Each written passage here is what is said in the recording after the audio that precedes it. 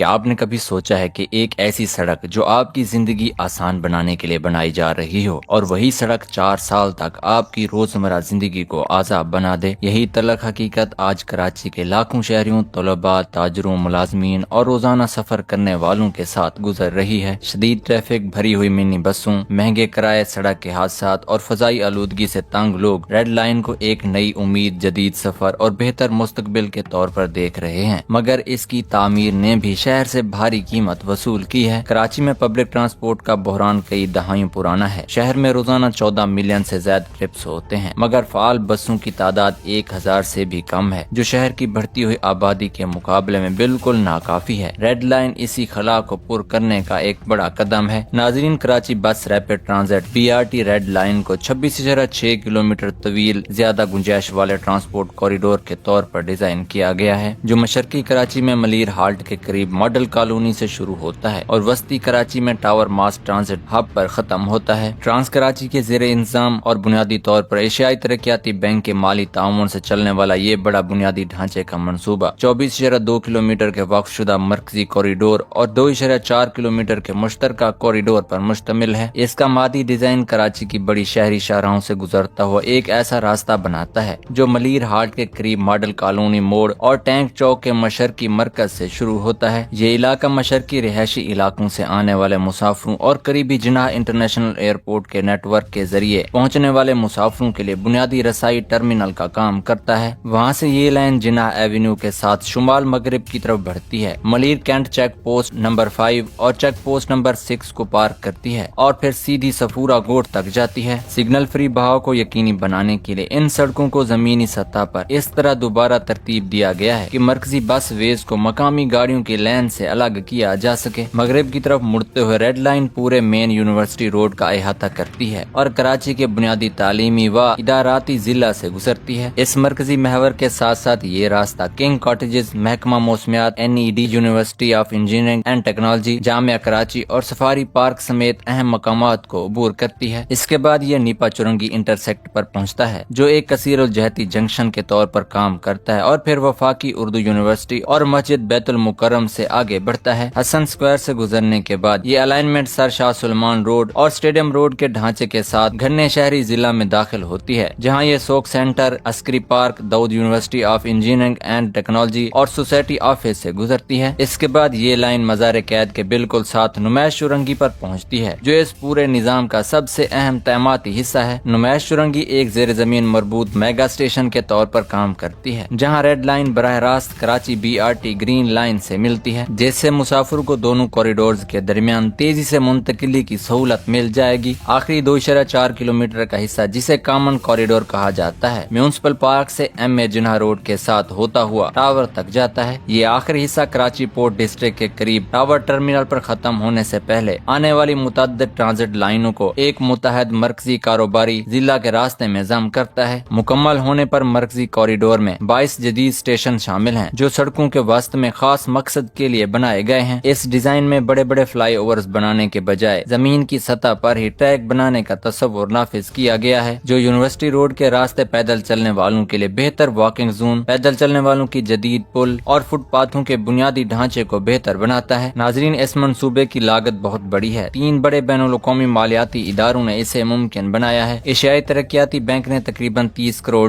Asian infrastructure investment bank نے $10 کروڑ، جبکہ فرانسیسی ترقیاتی ایجنسی نے $50 سے $75 ملین کی مالی معاونت فراہم کی ہے۔ حکومت سندھ اپنا حصہ خود دے رہی ہے اور کل تخمینہ لاگت $503 ملین بنتی ہے۔ اس راہداری کی حقیقی اہمیت اس کی لاگت یا لمبائی سے کہیں زیادہ ہے۔ سب سے طاقتور وجہ یہ ہے کہ اس کا تقریباً 10ویں سے 13ویں کلومیٹر کا حصہ NED university of engineering and technology, جامعہ کراچی اور فیڈرل اردو یونیورسٹی کے پیدل فاصلے پر واقع ہے۔ ان تینوں بڑے اداروں میں مل کر 70,000 سے زائد طلباء اور 5,000 اساتذہ و عملہ موجود ہیں۔ قریبی دو میڈیکل یونیورسٹی، ٹیکسٹائل انسٹیٹیوٹ اور دیگر تعلیمی اداروں کو ملا کر اس تعلیمی پٹی کے ممکنہ استفادہ کنندگان کی تعداد 85,000 تک پہنچ جاتی ہے۔ ابھی یہ طلباء اور اساتذہ بھری ہوئی غیر محفوظ منی بسوں یا موٹر سائیکلوں پر خطرناک اور تھکا دینے والا سفر کرتے ہیں۔ اگر ان میں سے صرف 1/4 سے 1/3 حصہ بھی ریڈ لائن پر منتقل ہو جائے تو صرف یونیورسٹی پٹی کے اسٹیشنوں پر روزانہ 20,000 سے 30,000 سواریاں ممکن ہیں۔ یہ ایک ناقابل یقین طلب کا ارتکاب مرکز ہے جو منصوبے کی کامیابی کی مضبوط بنیاد بن سکتا ہے۔ سرکاری طلب ماڈلنگ کے مطابق پوری راہداری پر روزانہ 3,50,000 مسافروں کا ہدف رکھا گیا ہے۔ موازنے کے لیے لاہور کا میٹرو بس نظام روزانہ 1,60,000 سے 2 لاکھ مسافر لے جاتا ہے اور اسے ایک کامیاب پروجیکٹ مانا جاتا ہے۔ اگر ریڈ لائن یہ ہدف حاصل کر لے تو یہ نہ صرف پاکستان بلکہ پورے جنوبی ایشیا کی سب سے زیادہ استعمال ہونے والی BRT راہداری بن جائے گی۔ اس سے طلباء قیمتی وقت بچا کر پڑھائی پر توجہ دے سکیں گے، حاضری بڑھے گی، تھکاوٹ کم ہوگی اور پیداواری صلاحیت میں اضافہ ہوگا۔ والدین کی فکر کم ہوگی، ایندھن کی بچت ہوگی، سڑک کے حادثات گھٹیں گے اور شہر کی مجموعی معیشت کو نئی رفتار ملے گی۔ منصوبے کے تحت 18 میٹر لمبی جدید آرٹیکولیٹڈ بسیں استعمال ہوں گی جو مکمل ایئر کنڈیشنڈ یورو 6 اخراج معیار کی اور CNG کے ساتھ ساتھ بایو میتھین پر بھی چل سکتی ہیں۔ ابتدائی مرحلے میں تقریباً 120 بسیں درکار ہوں گی جو 2030 تک 150 یا اس سے زیادہ ہو سکتی ہیں۔ مناسب سگنل پرائیورٹی کے ساتھ پوری راہداری 45 سے 70 منٹ میں طے ہو سکتی ہے جو موجودہ سفر کے وقت سے کہیں کم اور آرام دہ ہوگا۔ اس منصوبے میں جدید سمارٹ ٹیکنالوجیز بھی شامل ہیں جن میں real time tracking app, smart card system, digital display, CCTV نگرانی اور ایمرجنسی الارم شامل ہیں۔ یہ تمام فیچر سفر کو محفوظ،